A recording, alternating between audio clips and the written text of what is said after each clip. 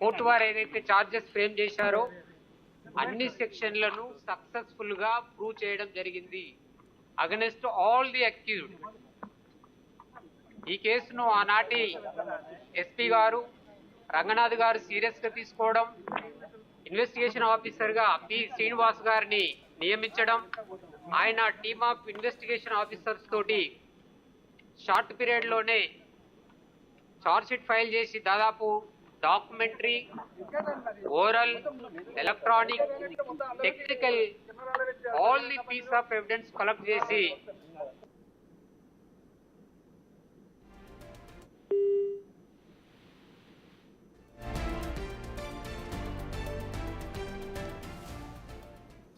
ఇక ప్రణయ్ హత్య కేసుకు సంబంధించిన నిందితులకు అయితే కోర్టు తీర్పు వెలువరించింది. ఏటుగా ఉన్న సుభాష్ శర్మకు ఉరిశిక్ష, అలాగే మిగతా ఖైదీలందరికీ జీవిత ఖైదు విధించింది నల్గొండ కోర్టు. అయితే 2018లో ప్రణయ్ను అతికిరాతంగా చంపాడు సుభాష్. అయితే హాస్పిటల్ నుండి బయటకు వచ్చిన సమయంలోనే అతనిపై దాడి చేశాడు సుభాష్ శర్మ.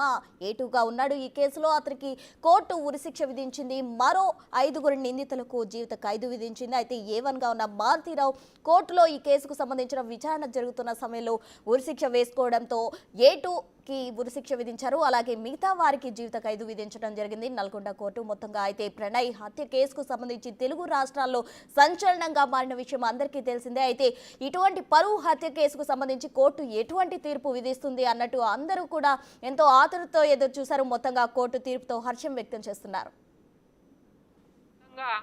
78 మంది ప్రాసిక్యూషన్ విట్నెస్లను కోర్టులో ప్రొడ్యూస్ చేసి ఎగ్జామ్ చేయడం జరిగింది.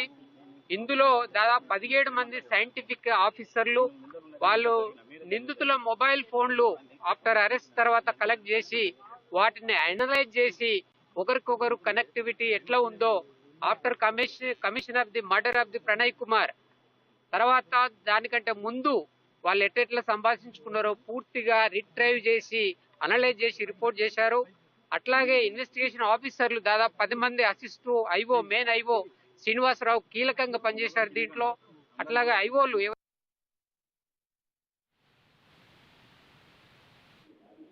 ఐ విట్నెస్లు ఎవరైతే ఉన్నారో అమృతవర్షిని, అట్లాగే ప్రణయ్ కుమార్ తల్లి ప్రేమలత వాళ్ళ సాక్ష్యం కీలకంగా మారింది. సుభాష్ కుమార్ శర్మ ఐడెంటిఫై చేయడం, అట్లాగే గురించి కూడా ఐ విట్నెస్లు ఐడెంటిఫై చేయడం, ముఖ్యంగా సీసీ కెమెరా జ్యోతి హాస్పిటల్లో ఆ మర్డరు సీన్ ఏదైతే రికవర్ అయిందో అది చాలా కీలకంగా పనిచేసింది. దీంట్లో నేరస్తులు ఎక్కడెక్కడైతే షెల్టర్లు తీసుకున్నారో హోటల్ కానీ లాడ్జిలు కానీ అన్ని చోట్ల పోలీస్ ఆఫీసర్లు చాలా పకడ్బందీగా వారు ఉన్నట్టు ఎవరి బిడ్డ జరిగింది. సక్సెస్ఫుల్ గా ఆనెస్ట్గా ఇక్కడ ఎవరైతే ఉన్నారో వాళ్ళు ప్రాంతంగా ఎవిడెన్స్ కూడా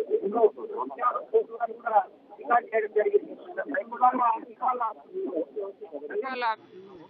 ప్రజెంట్ ఎస్పీ గారు ముఖ్యంగా శరత్ చంద్ర పవార్ గారు ఈ కేసులో చాలా కీలకంగా విట్నెస్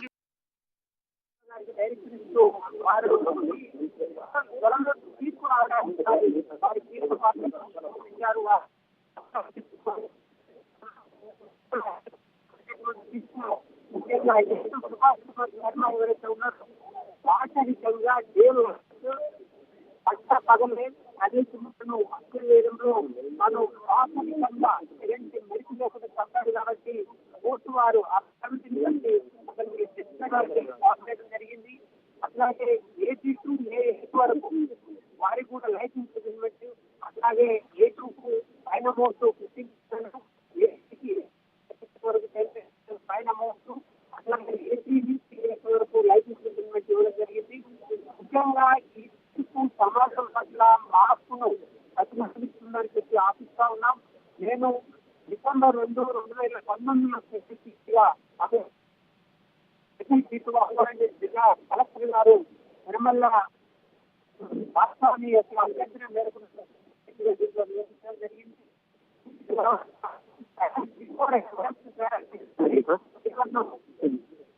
ఏమన్నా మరణించడం జరిగింది. కాబట్టి ఆ తర్వాత కేసు స్పీడ్గా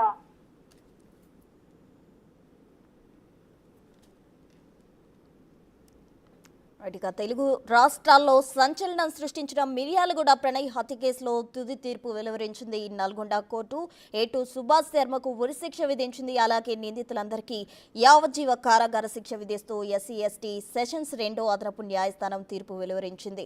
శిక్ష తగ్గించాలని అటు నేరస్తులు కూడా న్యాయమూర్తిని వేడుకున్న పరిస్థితి కూడా అక్కడ చోటు చేసుకుంది. అయితే హార్ట్ పేషెంట్ అలాగే కుటుంబ సభ్యుల ఆరోగ్యం చిన్నపిల్లలు అని చెప్తూ కూడా కొందరు నేరస్తులు అయితే ఈ శిక్ష తగ్గించాలంటూ కూడా న్యాయమూర్తిని విన్నవించుకున్న పరిస్థితి కూడా అక్కడ చోటు చేసుకుంది. అయితే మొత్తంగా ఇండియన్ ఆర్మ్ యాక్ట్ 1959 ప్రకారం అయితే కోర్టు అయితే శిక్ష విధించినట్టు మనకు తెలుస్తుంది. అమృత కులాంతర వివాహం చేసుకోవడంతో ఆమె తండ్రి మారుతీరావు అయితే ప్రణయ్ హత్యకు పన్నాగం పన్నారు. మొత్తంగా సుభాష్ శర్మ అతి కిరాతకంగా ప్రణయ్ని హాస్పిటల్ నుండి బయటికి రాగానే హత్య చేయడం జరిగింది. దీంతో కోర్టు అతనికి సుభాష్ శర్మకు ఉరిశిక్ష విధించింది. మిగిలిన 5 నిందితులకు కూడా జీవిత ఖైదు విధించిన పరిస్థితి చోటు చేసుకుంది. మొత్తంగా ఈ కేసుకు సంబంధించి కూడా తెలుగు రాష్ట్రాల్లో అంతా కూడా అత్యుత్తమ ఆత్రంతో అయితే ఎదురు చూస్తున్న పరిస్థితి నెలకొంది. మొత్తంగా ఈ కేసుకు సంబంధించి అంటే పరువుకి సంబంధించిన కేసులకు కోర్టు తీర్పు ఏ విధంగా ఇస్తుంది అంటూ కూడా అందరూ ఎదురు చూసిన పరిస్థితి. మొత్తంగా ఈ కోర్టు ఇచ్చిన తీర్పుతో కొంతమంది కూడా హర్షం వ్యక్తం చేస్తున్న పరిస్థితి నెలకొంది. అయితే మొత్తంగా ఇటువంటి కులాంతర వివాహాలు చేసుకున్నప్పుడు ఎటువంటి శిక్ష పడుతుంది అంటూ కూడా అందరికీ ఒక సందేశం కూడా ఈ విధంగా వెళ్ళినట్టు కూడా తెలుస్తుంది. మొత్తంగా ఆసుపత్రి దగ్గర ప్రణయ్ను అతి దారుణంగా చంపిన సుభాష్కు ఉరిశిక్ష విధించడంతో అందరూ హర్షం వ్యక్తం చేసిన పరిస్థితి నెలకొంది. మిగతా 5 అయితే యావజ్జీవ కారాగార శిక్ష విధించారు. అయితే ఇండియన్ ఆర్మ్ యాక్ట్ 1959 ప్రకారం కోర్టు తీర్పు వెలువరించడం జరిగింది. నిందితులందరికీ కూడా యావజ్జీవ కారాగార శిక్ష విధిస్తూ SC/ST సెషన్స్ 2వ అదనపు న్యాయస్థానం అయితే తీర్పు వెలువరించింది.